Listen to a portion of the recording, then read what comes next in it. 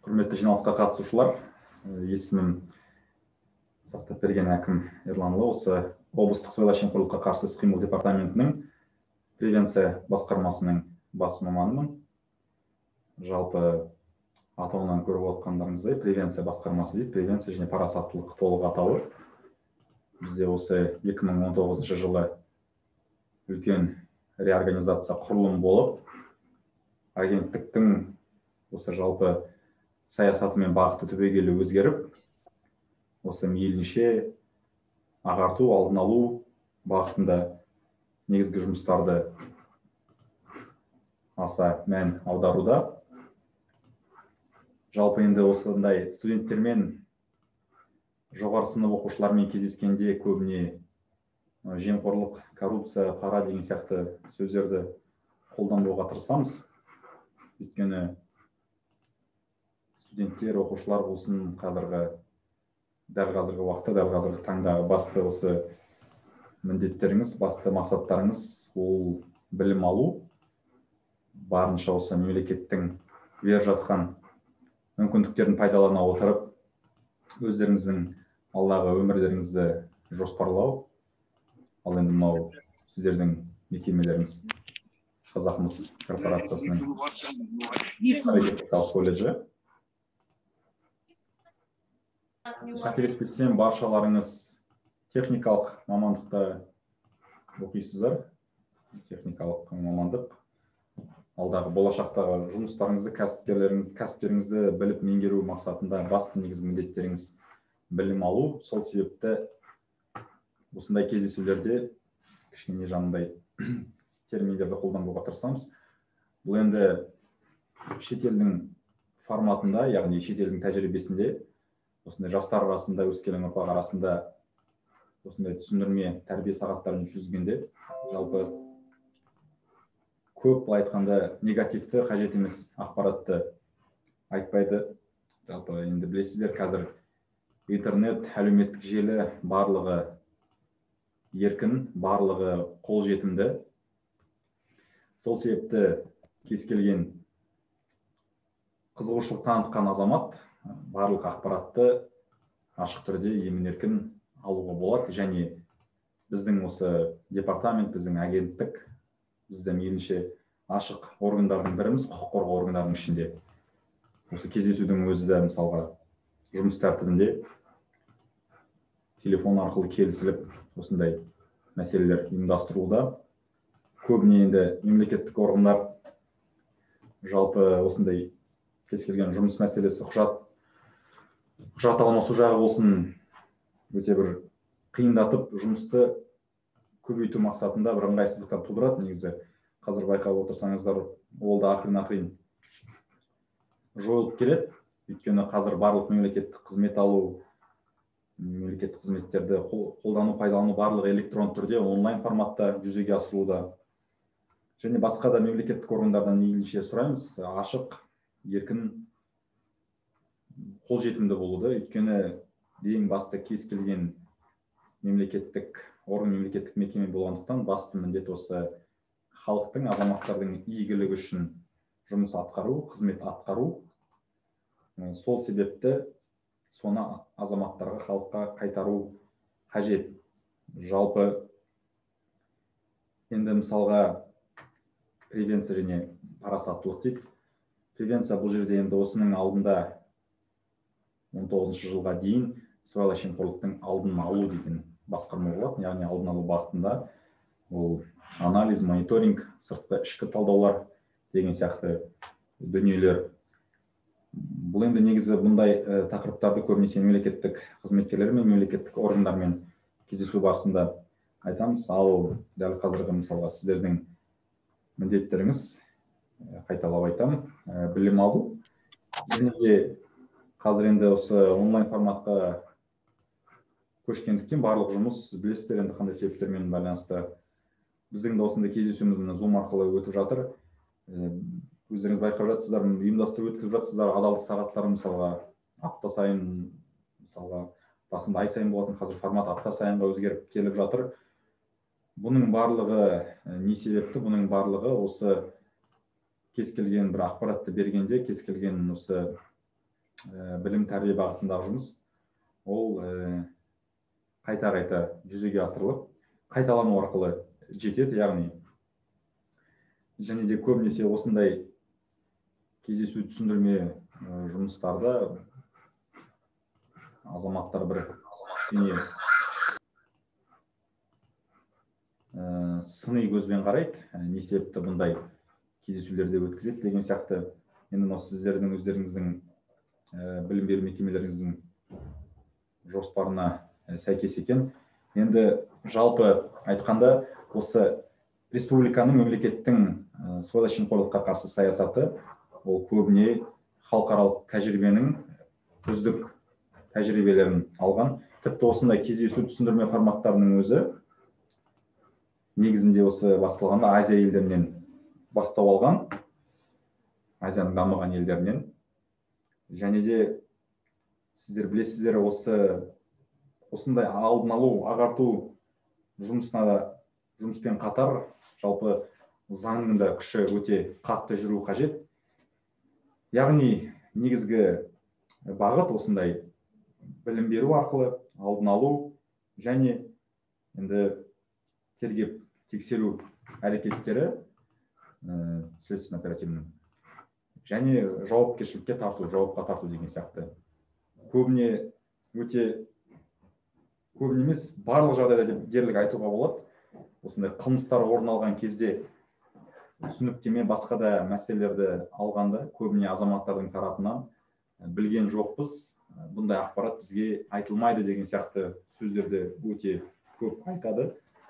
Сол себепті бұндай дүниелер орын алмас үшін біз негізгі басты бағыт осындай түсіндірме кездесу форматтарын қолданып, жаңа айтып кеттім, шетел тәжірибесіне бұл Азия елдерінде қолданылады. Қазіргі таңда осы елдер бұдан да басқа форматтарға көшіп, озық тәжірибелер, мысалға айтқанда Европа елдерінде өте, былайша айтқанда, осы жемқорлық деген құбылыс, жемқорлық індеті мүлдем айтылмайды екен. Яғни коррупшн термин қолданылмайды, және де бұл қылмысты олар өте ауыр қылмыс қатарларына қосып қойған, зорлық зомбылық қатарында. Яғни қоғамнан мейлінше жемқор азамат алшақтатылып, алыстатылады. Енді сіздер білесіздер, мысалға осы енді болашақта, алдағы уақытта өздеріңіздің мамандықтарыңызға байланысты енді міндетті түрде заңды баршаларыңызға біліп жүрген абзал, өздеріңіздің ең бастысы өздеріңіздің құқықтарыңыз, заң білу. Жаңа халықаралық тәжірибе деп басында айтып кеттім, осы 19-шы жылы үлкен сыбайлас жемқорлыққа қарсы академияның халықаралық форумы өткен болатын. Бірқатар шет елдерден осындай сыбайлас жемқорлыққа қарсы ведомствоның өкілдері, мамандары, басшылары бас қосып, осы Нұр-Сұлтан, Астана қаласында бас қосқан болатын. Сол кездегі барлық осы аумағымыздың, республикамыздың облыстарына шетелден келетін делегацияларды күтіп алып, соларды сүйемелдеп, соларды мейлінше тәжірибе алмасып, жалпы іс-шараның басталып, өтіп аяқталып, өз елдеріне қайтқандарына әр облысқа, яғни осы департаменттің маманы болғандықтан жауапкершілік бізге жүктелген болатын. Сол кездегі менің басты осы негізгі мамандығым халықаралық қатынастар болғандықтан, жалпы осы негізгі тіл, қосымша тіл ағылшын тілі, аудармашы ретінде мен де сол конференцияға қатысқан болатын. Біздің облысқа, Қарағанды облысына 3 мемлекет, осы Біріккен Араб Әмірлігі, Бангладеш, Монголия елдері жүктелген болатын. Өте көп елдер болды. Сол кездегі енді бейресми кездесулерде сұрақ жауап алмасу арқылы өздеріміздің сұрақтарымызды қойып, енді қызық қой, көбінесе мысалға шетел деп айтамыз, бірақ сол шетелдің өзінің азаматтарынан сұрақ көрейік, қалай деген сияқты. Сол кезде сұрағанда, мысалға Араб Әмірлігі енді жемқорлық деген көрініс нақты айтты, көп орын алмайды деді. Сіздер білесіздер, осы Transparency International қоғамдық ұйым бар. осы жемқорлық деңгейін қабылдау және жемқорлық көрінісіне бейім елдердің рейтингін анықтайды. Сол елде ортаңғы позицияларда Біріккен Араб Әмірлігі көбіне айтады, өздерінің жергілікті азаматтары бұндай жемқорлық қылмысына бармайды дейді.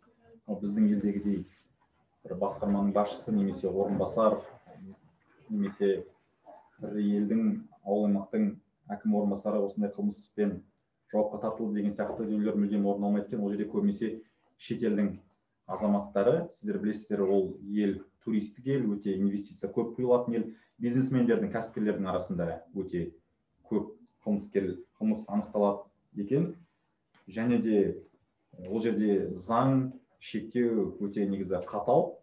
Егер кәсіпкер ретінде бизнеспен айналысып сол елге өзімнің бір кәсібін жүргіземін деген мақсатпен келсең, барынша сол елдің заңын сақтау тиіс екен.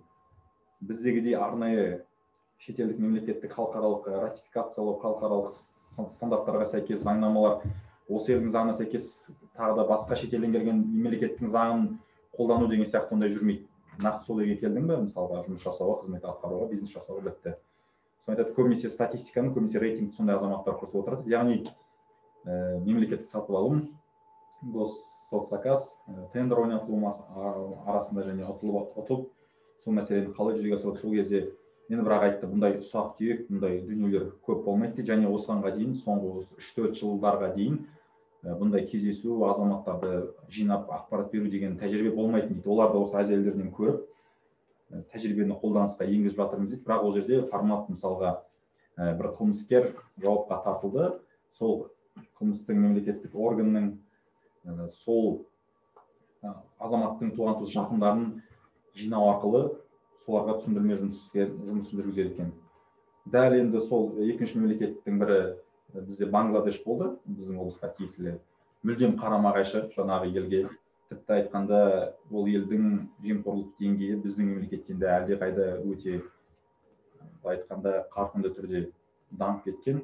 Оны тіпті айтады, Бангладеш елінің осы сыбайлас жемқорлыққа қарсы ведомствосы өздерінің осы мемлекетте отырып жұмыс жасамайды, олар Австрия мемлекетінде қызмет атқарады екен. Яғни басқа шетелде отырып өздерінің елдеріндегі жемқорлықпен күреседі. Бұл не себепті деп мен сұраған жағдайда айтады, егер бізде жемқорлықтың ушыққаны соншалықты өз елімізде жұмыс жасап, бізді де сатып алып, бізге де жалпы жұмыс істеп беретін еді дейді. Сол себепті енді сол өкілдердің реакциясын өзінен байқалады. Мысалға, Біріккен Араб Әмірлігінен келген өкілдер біздің Астана қаласынан ешқандай таңғалып, ешқандай бір реакция болмаса, мысалы Бангладеш елінде өте қатты бір енді таңғалып кетті, былай айтқанда. Енді Моңғолия елі дәл біздей іспеттес, тек бір ерекшелігі заң сақтау және заң бойынша жауапкершілікке тарту өте қатал жүреді екен негізі. Тіпті сол елде өздерінің осы сыбайлас жемқорлыққа қарсы ведомствоның басшысын жауапқа тартып, сондай қылмыспен айыпталған, жаңағы сондай да болған, яғни өздерінің жоғарыда басшыларын жауапқа тартқан фактілерде болып. Енді былайша айтқанда біздің мемлекет осы Transparency International болсын, басқа әлемдік тәжірибелер болсын, рейтингтер болсын, көбінесе ортаңғы позицияларда. Бұл да енді бір жағынан жақсы бір көрсеткіштер деп айтуға болады, бірақ бір жағынан әлде жетер осындай, әлде болса да оны жоғарылату мүмкіндіктері негізі әлбетте бар. Ол үшін енді барынша қоғам болған дайын болу керек. Қоғамның негізгі енді күші, негізгі қозғаушы күші, драйвері ол жастар. Сол себепті жастар арасында біріншіден мына жерде чатта дауыс шықпайды деп жазып жатыр. Дауыс естіліп тұр ма негізі? Бастарыңызды шайқасаңыздар. Естіліп тұр даусыңыз. Естіліп тұр. Көбінесе телефонмен, смартфонмен кіргенде подключиться через интернет деген бар, соны бассаңыздар, негізі звукты қосу арқылы соны қоспаған боларсыздар. Дауыс естілмейді, және сіздердің дауыстарыңыз маған естілмейді. Бір қатар кісі жазыпты. Енді жаңа тағы да айтып кеттім, шетел тәжірибесі. Енді мысалға айтқанда формат басқаша.